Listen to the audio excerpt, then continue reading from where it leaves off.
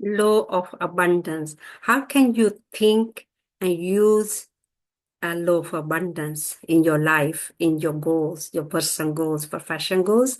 I'm going to give you an example.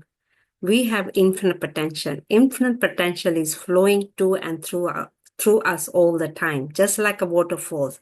Some of the waterfalls, they're flowing 24 hours. The water is flowing 24 hours. So there's no lack.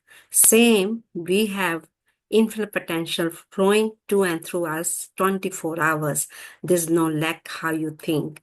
It's all depend on how you're going to think. Are you going to think in abundance or in lack? So there's no lack in the universe world. Start to using this law for abundance, everything in abundance in the universe world. Thank you.